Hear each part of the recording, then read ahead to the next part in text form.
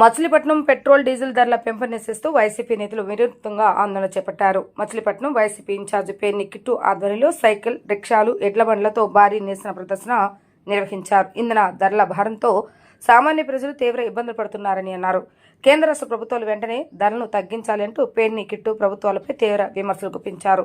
Cycle, రిక్షాలు, ఎడ్ల బండ్లతో rally చేపట్టి కలెక్టర్ కార్యాలయం వరకు ప్రదర్శనగా వెళ్లారు. ప్రజల దృష్టిని ఆకర్షించారు. పెరుగుతున్న ధరలతో మధ్యతరగతి కార్మికులు, రైతులపై అదనపు భారం పడుతుందని ఆయన ఆందోళన వ్యక్తం చేశారు.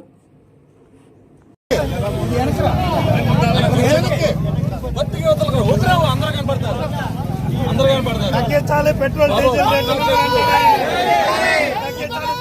రేట్లు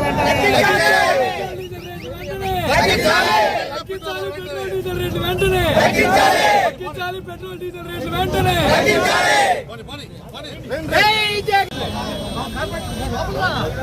భగవాన్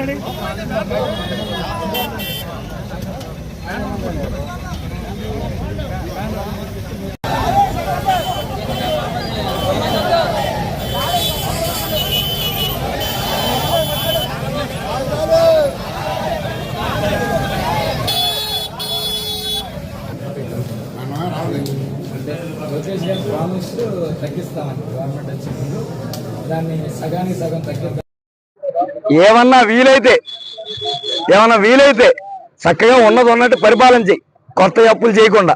చక్కగా నీకు ఎట్లా జనాలు టైం ఇచ్చారు కదా, తెలియక ఎట్లా ఉంటుందంటే సామెత, తెక్కలోని తిరణాలు తీసుకెళ్తే ఎక్కదిగా సరిపోయింది అన్నట్టు మీకు హైదరాబాద్ వెళ్ళను ఇటు వచ్చును, అటు వెళ్ళను ఇటు వచ్చును సరిపోతుంది. అది తప్పితే మనం చేయగలిగింది ఏం లేదు. మళ్ళీ పైపెచ్చు ఉన్నాన్ని ప్రైవేటైజ్ చేయడం.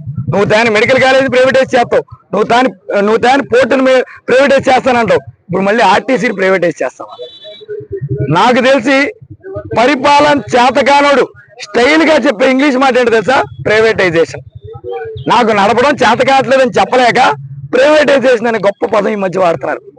పైనుంచి నేర్చుకున్నట్టున్నారు, మన కూటమి అలవాట్లు వచ్చినట్టున్నాయి. దేన్ని నువ్వు ప్రైవేటైజ్ చేయలేవు. నీకు చేత కాకపోతే చేత సలహా తీసుకో. మనం విజనరీ అని చెప్పుకోవడం కాదు. ఖచ్చితంగా ఆర్టీసీని ప్రైవేటైజేషన్ అవనివ్వం. మెడికల్ కాలేజ్ ఎట్టా ఆపుకున్నామో అది కూడా అట్టాగే ఆపుకుంటాం.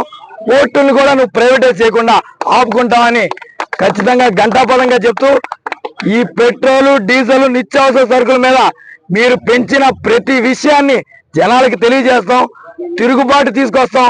ఖచ్చితంగా నేను నచ్చింది చేస్తాను, మీరేం చేసుకుంటారో చేసుకోండి అనే నీ మనస్తత్వాన్ని మార్చే విధంగా వైఎస్ఆర్ కాంగ్రెస్ పార్టీ ప్రజల పక్షాన్ని నిలబడి పోరాడుతుందని తెలియజేసుకుంటూ సెలవు తీసుకుంటాం.